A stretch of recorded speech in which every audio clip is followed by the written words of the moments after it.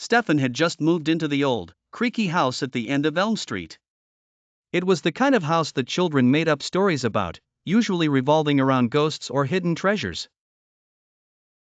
Stefan wasn't one to believe in such things. He was a practical man and found the large space perfect for his sprawling book collection. The first night, however, something changed.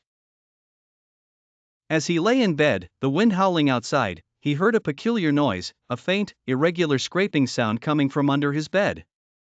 At first, he dismissed it as the house settling, but the noise persisted. Gruff and irritated, he leaned over the bed and peeked underneath. He saw nothing but dust and his old shoes. Shaking his head, he lay back down and willed himself to sleep. But sleep did not come easy. A sense of unease cloaked him as if the darkness itself had wrapped cold fingers around his spine. The scraping turned into a whispering, unintelligible murmur that filled the room. Stefan sat up, his heart pounding. This time, he knew he wasn't alone. Trembling, he grabbed the flashlight on his bedside table and shone it under the bed. The beam wavered and revealed two glinting eyes staring back at him. Frozen, Stefan could barely comprehend what he was seeing. A shadowy figure pulled itself from the darkness, its limbs extending unnaturally long as it dragged itself toward him. He tried to scream but no sound came out.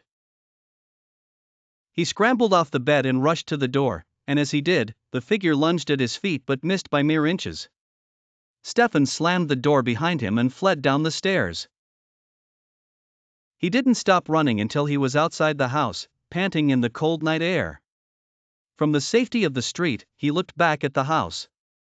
The window of his bedroom was dark, but he could still feel those eyes watching him. The next morning, Stefan found a new place to stay. He tried to put the terrifying encounter out of his mind, but every so often, he would listen for that haunting scraping sound, his heart racing once more.